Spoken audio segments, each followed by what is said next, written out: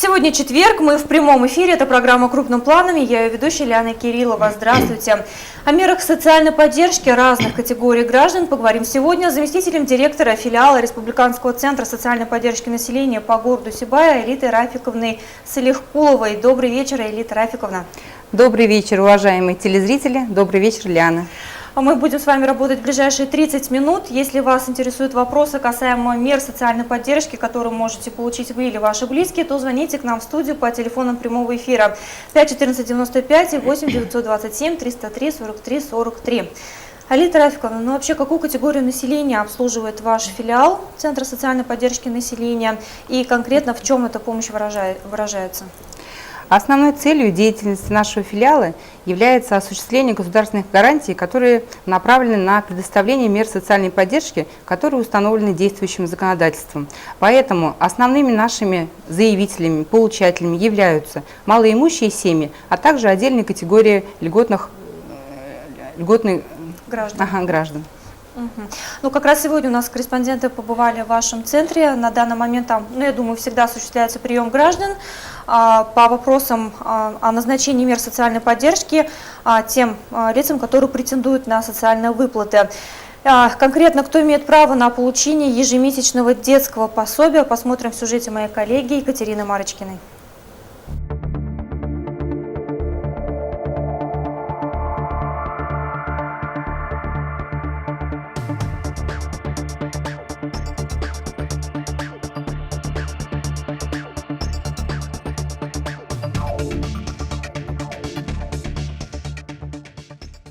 Защита материнства и детства, помощь малообеспеченным семьям в воспитании детей – основные направления социальной политики нашего государства. В большинстве случаев выплаты, положенные матери или опекуну для ухода за ребенком, прекращаются после 3 лет. Однако в некоторых случаях можно рассчитывать на помощь до 16 лет.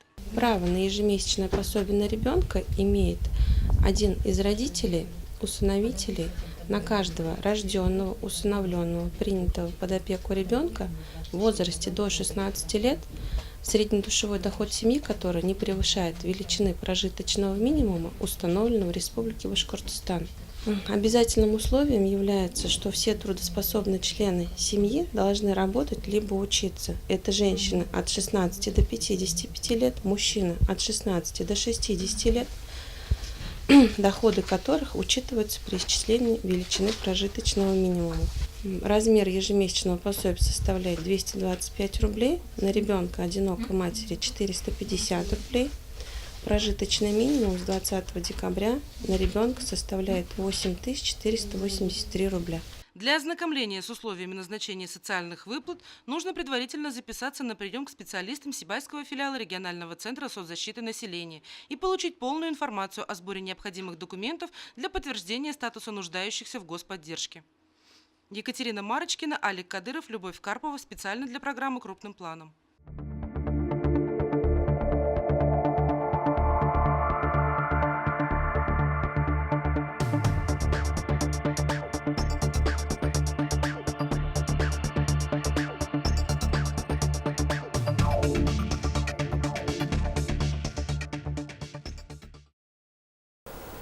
Элита Рафиковна, но Министерство труда и социальной защиты населения, к которому вы относитесь, в том числе ваш центр, не так давно было переименовано в Министерство семьи, труда и социальной защиты населения. Вот хотелось бы узнать в этой связи, какие-то изменения в вашей деятельности произошли или по-прежнему работаете? Да, действительно. Указом главы республики в августе 2017 года наше Министерство труда и социальной защиты населения было переименовано в Министерство семьи, труда и социальной защиты населения. В первую очередь это связано с реализацией семейной политики, повышением престижа семьи, в частности многодетной, а также вопросами профилактики семейного неблагополучия. В основном, в связи с переименованием министерства, изменения коснулись наших коллег, это межрайонные центры, в части расширения функций по предоставлению социальных услуг семьям, имеющим детей. Ну, у вас, в принципе, как работали, так и работаете. Да. Понятно, что к вам обращаются разные категории граждан, но вот есть ли какая-то статистика, по каким вопросам чаще всего все-таки к вам граждане обращаются? Если взять из числа всех получателей, то наибольшую часть составляют инвалиды и ветераны труда. Далее идут получатели детских пособий, компенсаций, льгот. Это основная масса. Да, этих основная масса вопросов. получателей. Но сейчас вот все подводят итоги 2017 года. Каким он выдался для вашего филиала? Я считаю, что 2017 год для нас прошел успешно. В первую очередь это связано с тем, что все выплаты, которые предусмотрены законодательством, были своевременно выплачены и в полном объеме. Далее, если касаться прошлого года, нашими специалистами своевременно и качественно были произведены перерасчеты государственных пособий с 1 февраля 2017 года. Также с 1 января и с июля 2017 года произведены перерасчеты в связи с индексацией размера выплат ежемесячной денежной компенсации. И буквально в декабре был произведен перерасчет размера ежемесячного пособия на ребенка. Получатели его получили в увеличенном размере.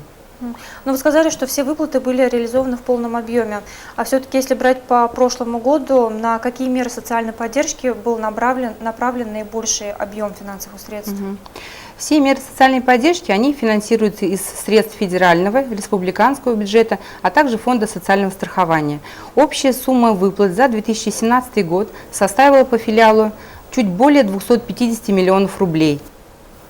Большую часть из этой суммы пошли на выплату льгот по оплате жилищно-коммунальных услуг. Это ежемесячная денежная компенсация и субсидии, порядка 151 миллион. На втором месте идут выплаты семьям, имеющим детей. Эта сумма составляет 60 миллионов рублей.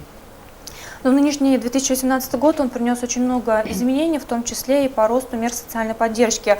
В общем-то, почему мы сегодня с вами здесь и собрались? Потому что появилось несколько видов новых пособий, вот хочется узнать о них поподробнее. Расскажите, что нынешний год нам принес. Да, действительно, в этом году введены два новых вида пособий. С января 2018 года вступил в силу федеральный закон о выплатах семьям, имеющим детей. В соответствии с указанным федеральным законом с 1 января 2018 года предусмотрена ежемесячная денежная выплата в связи с рождением либо усыновлением первого ребенка. Значит, в 2018 году право на ежемесячную денежную выплату имеет, если ребенок родился с 1 января, является гражданином Российской Федерации и чей доход семьи не превышает величину прожиточного минимума, установленного в 1,5-кратном размере. И этот размер на сегодня составляет 14 247 рублей. И хотелось бы также сказать, если граждане хотят получить указанную выплату с рождения, то им необходимо обратиться до истечения 6 месяцев со дня рождения ребенка. Обратиться куда сразу? К вам? За указанные выплаты необходимо обращаться в наш филиал. Только ваш филиал или, вот, допустим, сейчас через многофункциональный центр тоже? Да, все виды государственных услуг, которые предоставляются через филиал, также принимаются и специалистами многофункционального центра. Это вот одна мера, еще какие? Так, дополню, размер указанной выплаты составляет 8892 рубля. Вторая ежемесячная денежная выплата многодетным малоимущим семьям на каждого ребенка, рожденного третьим или последующим в 2018 году до 3 лет. Значит, указом главы республики от 20 декабря с 1 января 2018 года для многодетных семей, проживающих на территории Республики Башкортостан и доход семьи которых не превышает величину прожиточного минимума установленных детей, предусмотрена ежемесячная денежная выплата на каждого ребенка, рожденного в 2018 году, третьим или последующим, включительно до 3 лет. Размер указанного пособия будет составлять 8993 рубля. Также необходимо обращаться в наш филиал. Ну, вы сказали, что для малоимущих многодетных семей, вот малоимущая семья каким образом признается? Семья признается малоимущей, если среднедушевой доход семьи ниже величины прожиточного минимума, установленного в Республике Башкортостан. Прожиточный минимум, который действует на сегодня, утвержден постановлением правительства 20 декабря и действует соответственно с этой даты. И по социально-демографическим группам составляет на душу населения 8611 рублей, для трудоспособного населения 9187 рублей, для пенсионеров 7061 рубль и для детей 8483 рубля. Спасибо за ответ. Я напоминаю нашим телезрителям, что мы работаем в прямом эфире. Вы можете звонить нам и задавать свои вопросы заместителю директора филиала Республиканского центра социальной поддержки населения Аилите Рафиковне Салихкуловой. Телефон эфира 514-95, 8-927-303-43-43. Али Трафиковна, поступил вопрос от телезрителя. Внучку бросила мама, отец постоянно на вахтах. Бабушка воспитывает одна. Можно ли оформить пособие? Если вот ребенка бросили, воспитывает бабушка. Мать не объявляется, отец на вахте. Но здесь надо уже смотреть, какие условия. Лишена ли мать родительских прав, оформлена ли опека над ребенком, развод ли между родителями. Здесь очень много нюансов, поэтому я предлагаю этой семье вот с данным вопросом подойти за консультацией к нам в филиал.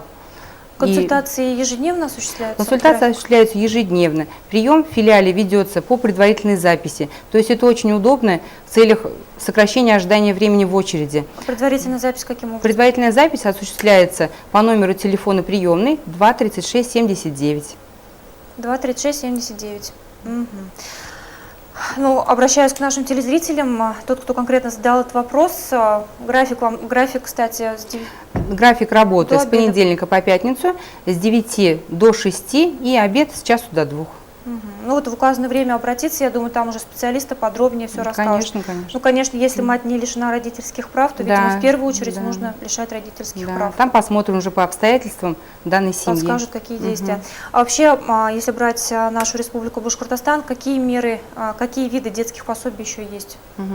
Значит, основными видами пособий для семей, имеющих детей, являются ежемесячное пособие на ребенка в Республике Башкортостан, размер которого, как я сказала, в 2017 году был увеличен до 225 рублей, 450 пособий для одинокой матери. Далее идут ежемесячное детское пособие до достижения детьми 3 лет, в которых одновременно родились 2 детей и более, это двойняшки. Размер пособия составляет 500 рублей на каждого. Ежемесячная денежная выплата малоимущим семьям на каждого ребенка, рожденного третьим или последующим в возрасте от 1,5 до 3 лет. Далее ежемесячная денежная компенсация на оплату жилья и коммунальных услуг отдельным категориям многодетных семей. И государственные виды пособий, единовременное пособие при рождении ребенка. Размер с учетом уральского коэффициента на сегодня составляет 18 802 рубля 88 копеек. И пособие по уходу за ребенком до 1,5 лет. На первого ребенка размер пособия на сегодня составляет 3525 рублей 84 копейки. И на второго ребенка 7051 рубль 8 копеек. И, как мы ранее говорили, уже вот эти 2 новых вида пособия, которые реализуются с этого года. А теперь вопрос нам задает ветеран труда. Почему пособие ветерана труда составляет всего 145 рублей? Размеры пособий для указанной категории граждан принимаются постановлениями правительства Республики Башкортостан. Указанный размер пособия действует с 2012 года, и на сегодня он индексировался, конечно, за весь этот период, но на сегодня размер фиксированный 145 рублей 93 копейки. Здесь, к сожалению, по вопросу повышения пособия... Обращаться нужно не к вам, а тем, кто стоит выше. Ну, про ветеранов труда мы заговорили. Это тоже одна из тех категорий, которая непосредственно проходит через ваш филиал, Центр социальной поддержки населения. Сейчас хотелось бы нашим телезрителям показать сюжет, в котором подробно описывается, кто имеет право на присвоение звания ветерана труда и какие меры соцподдержки для этого предусмотрены. Разъяснения в материале наших коллег дали специалисты вашего центра. Внимание на экран.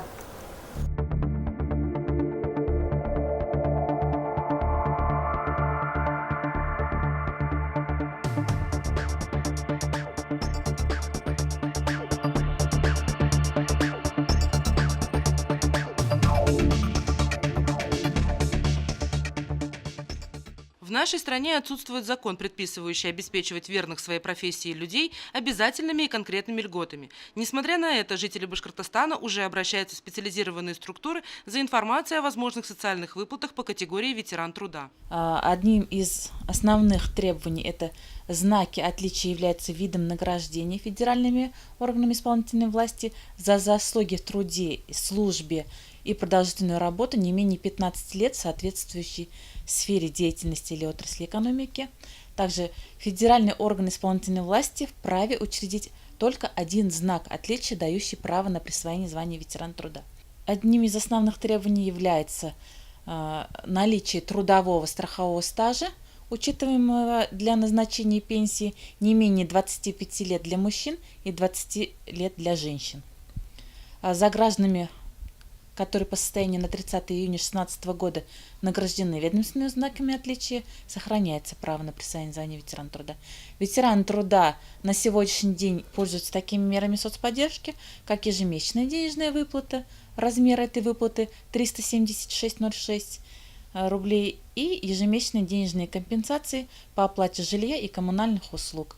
Если при проживании ветерана труда в частном секторе это сумма 567,39, а в многоквартирном доме 1219,02. Точный перечень льгот, действующих в нашем регионе, можно узнать, придя в органы социальной защиты, которые в обязательном порядке должны предоставить всю информацию о выплатах и запросить заявителя пакет документов. Власти республики намерены расширять перечень льгот для ветеранов труда и проводить индексацию ежегодно. Екатерина Марочкина, Олег Кадыров, Любовь Карпова. Специально для программы «Крупным планом».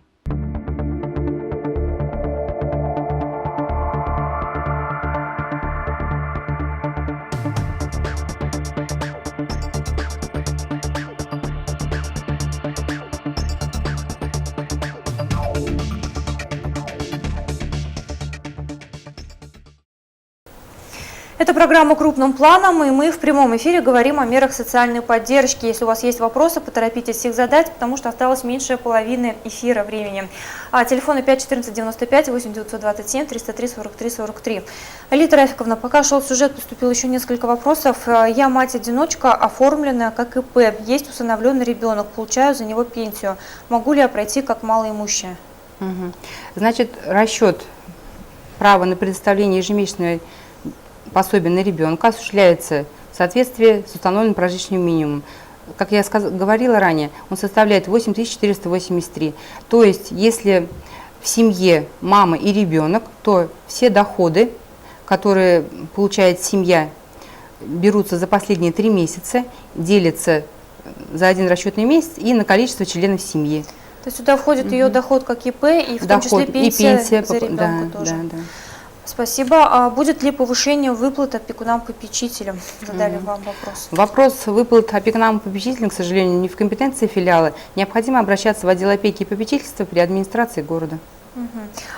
Также вашим центром предоставляется такая услуга, как оформление жилищной субсидии на оплату жилого помещения и коммунальных услуг. Как часто к вам горожане обращаются за такой мерой социальной поддержки и в каких случаях назначается субсидия? Почему может быть утрачено право на ее получение? Каков порядок? Субсидия – это помощь государства в оплате жилищно-коммунальных услуг и предоставляется гражданам, если расходы на оплату жилого помещения и коммунальных услуг превышают 20% общего дохода семьи.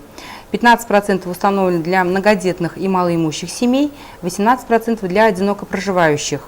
Право на субсидию имеют пользователи жилых помещений в государственных и негосударственных фондах, наниматели жилых помещений в частном фонде, далее члены жилищного и жилищно-строительного кооператива, а также собственники жилого помещения. Субсидии предоставляются как в многоквартирных домах, так и в частном секторе по месту постоянной регистрации. Размер субсидии он индивидуален для каждой семьи и рассчитывается и от доходов, и от площади занимаемого помещения. Субсидия назначается сроком на 6 месяцев. Основными причинами, по которым может быть приостановлена субсидия, являются, во-первых, изменение места постоянного жительства получателя субсидии, далее изменение, может быть, состав семьи изменился, доходы, либо у граждан есть задолженность по оплате жилья и коммунальных услуг. Вот в этих случаях приостанавливается выплата субсидии. Для справки скажу, что за 2017 год указанную меру социальной поддержки в нашем филиале получили 2665 человек, а ежемесячно мы назначаем и продлеваем в среднем 400 гражданам. Ну и, соответственно, для того, чтобы претендовать на данную меру соцподдержки, не должно быть задолженности за коммунальные услуги. Да, это в первую очередь не должно быть задолженности, но есть такая возможность у граждан со своей управляющей компанией заключать соглашение о рассрочке платежа. А вы можете сказать, вот, допустим, тот капремонт, который отдельно квитанции приходит, регоператор собирает, это тоже сюда относится? Или да, это тоже сюда относится, там тоже индексируется, рассчитывается при расчете субсидий.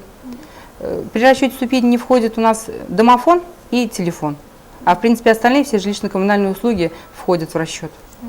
Но еще одна категория, которая проходит через ваш центр, это граждане, имеющие ограниченные возможности здоровья, да, инвалиды. Вот с ними как у вас работа поставлена? Так, ну хочу сказать, что на учете в филиале вот по состоянию на сегодняшний день у нас состоит около 4000 инвалидов общего заболевания, а также на учете состоят дети, воспитывающие ребенка-инвалидов. Таких семей 231.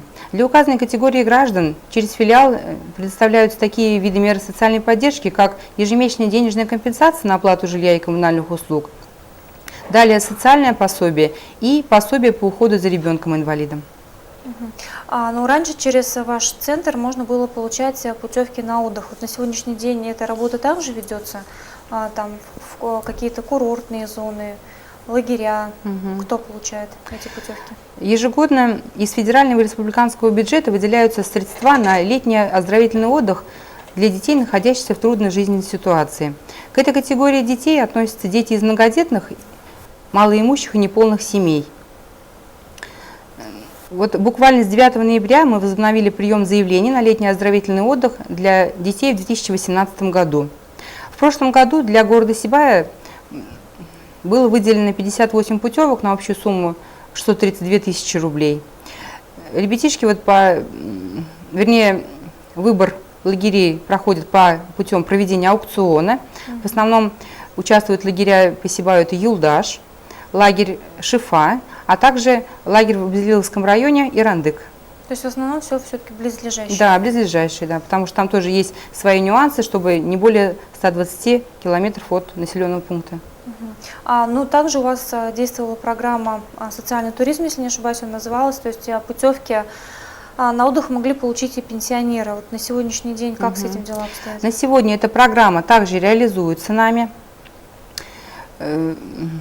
Значит, единственное, что поменялось, условия приема заявлений. С 15 мая прошлого года право встать в очередь на получение путевки по программе «Социальный туризм» имеют граждане пенсионного возраста, то есть женщины 55 лет, мужчины 60 лет, те, кто являются получателями федеральной социальной доплаты к пенсии по линии пенсионного фонда.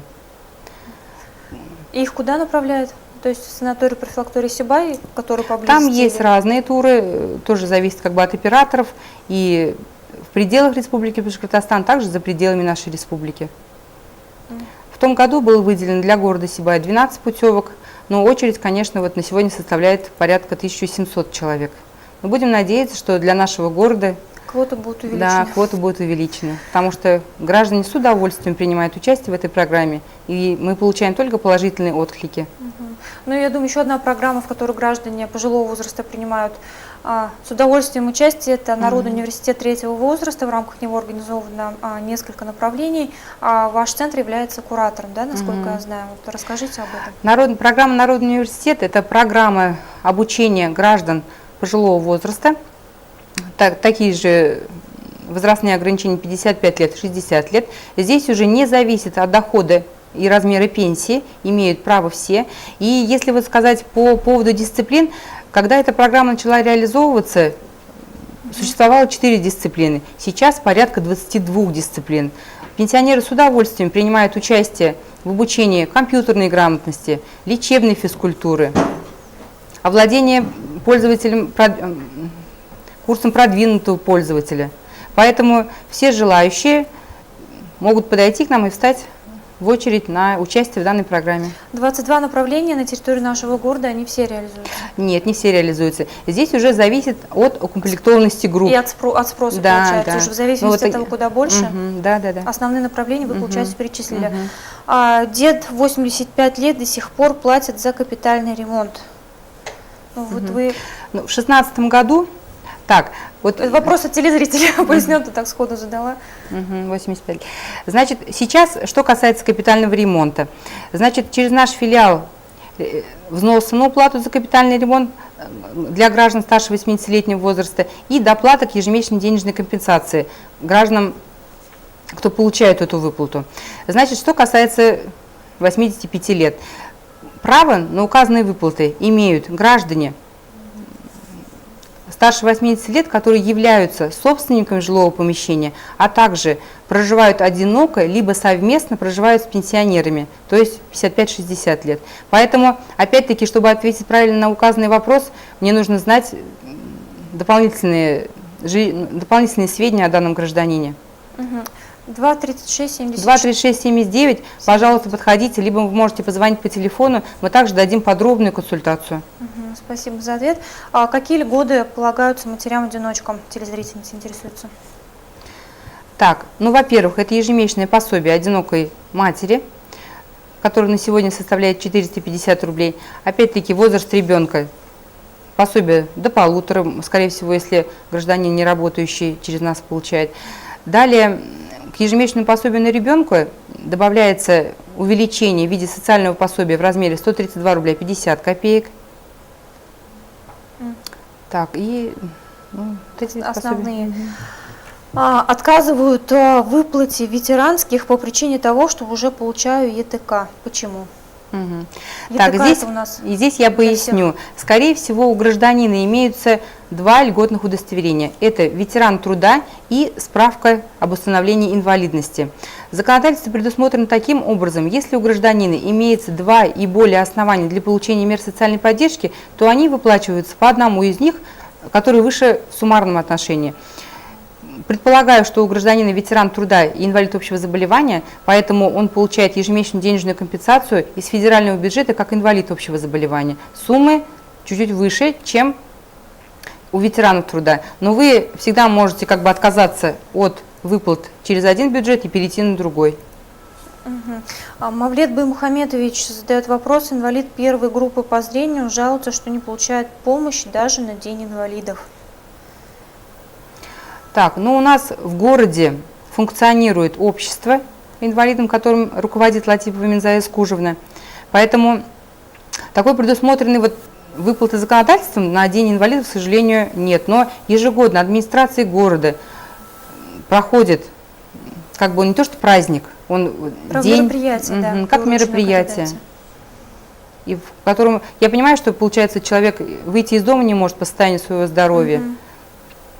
Но здесь давайте, если, может быть, сведения передадим и как-то с обществом инвалидов примем решение. Или в социальную службу обратиться, потому что у них тоже есть перечень людей, которым они могут оказывать. Да, возможно, отделение социальной помощи на дому. Они как раз-таки помогают одиноким пенсионерам, которым помощи ждать неоткуда.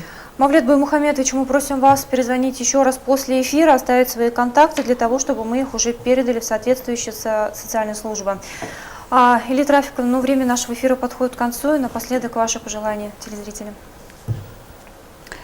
Дорогие телезрители, главным действующим лицом в 2018 году, который объявлен годом семьи, является семья, счастливая и благополучная. Поэтому всем тем, у кого нет еще семьи, я желаю найти в новом году свои вторые половинки и создать свой семейный очаг. А всем тем, у кого уже есть семьи, хочется пожелать еще более крепких семейных отношений. От всего сердца желаю всем благополучия, взаимопонимания с родными и близкими, а также тепла и уюта в вашем доме. Спасибо. Большое спасибо вам за беседу. Я думаю, что совместно мы будем и дальше продолжать разъяснительную работу для нашего населения.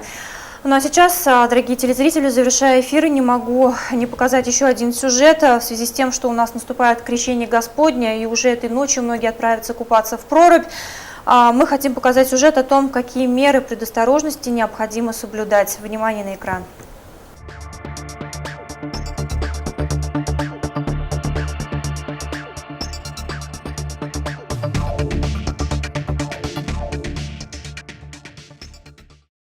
Завтра наступает Крещение, и многие горожане по зову сердца или по примеру друзей будут окунаться в воду. Купание в холодной проруби – это непростая манипуляция, и к ней нужно подходить серьезно. К этому обоюдному мнению приходят и служители церкви, и врачи. Чтобы крещенские купания были безопасными, советуем прислушаться к рекомендациям специалистов. Те люди, которые страдают каким-то острым заболеванием, нельзя купаться, хронические заболевания тоже нельзя. Начнем, как говорится, сверху, с головы. Какие-то воспалительные заболевания носоглотки, это является противопоказанием. Гаймориты, фронтиты – это тоже противопоказания. Болезни сердца, допустим, больные гипертонической болезнью, если он будет купаться, у него повышенное давление, а холод способствует сужению сосудов, спазм сосудов вызовет резкое повышение артериального давления, что может привести к острому нарушению мозгового кровообращения. Больные ишемической болезнью сердца тоже им нельзя. это тоже может ухудшить состояние. Что касается больных с нарушением ритма сердца, тоже противопоказано. Ну, если дальше говорить о органах дыхания, значит, бронхиты, астма бронхиальная, она является противопоказанием для того, чтобы погружаться в холодную воду. Ну, следующий момент, заболевания мочеполовых органов, женских, мужских, это тоже является противопоказанием. Они усугубят состояние здоровья, значит, пациента, который будет купаться. Ну, заболевания кожи, допустим, псориаз, экзема, это тоже является противопоказанием. Но если человек не может спать, страдает бессонницей, он решил, что сейчас вот он искупается в холодной воде и заснет потом. Это совсем не так. Значит, купание – это стресс, это шок. Значит, он усугубит свое положение, состояние, и лучше ему не купаться. Юрий Иванович, а можно ли купаться детям? Если можно, то с какого возраста? Вообще детям купаться мы не рекомендуем. Что касается детей от 0 до 6 лет, категорически не рекомендуем. Старше 6 лет, но здесь учитывать нужно, что теплообменные процессы у детей, они пока не совершенны, и это может привести к каким-то последствиям. И что касается купания, вот служители церкви, врачи, они единого мнения, человек болен, он не домогает, он пусть туда лучше не идет, не купается. Кроме того, медики категорически запрещают купаться людям в состоянии алкогольного опьянения. Ну а после ныряния необходимо надеть сухую теплую одежду и не мерзнуть на холоде. Ирина Оренбургина, Радмир Исингулов, Гульгина Раскельдина, телекомпания СТВ.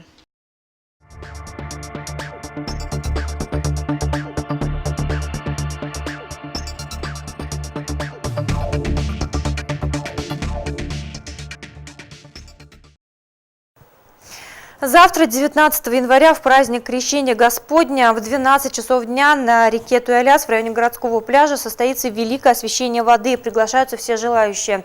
Но хочется еще раз обратиться к нашим телезрителям, тем, кто собирается окунаться в прорубь. Реально оценивайте свои силы и будьте осторожны. На сегодня все. Всего доброго и увидимся.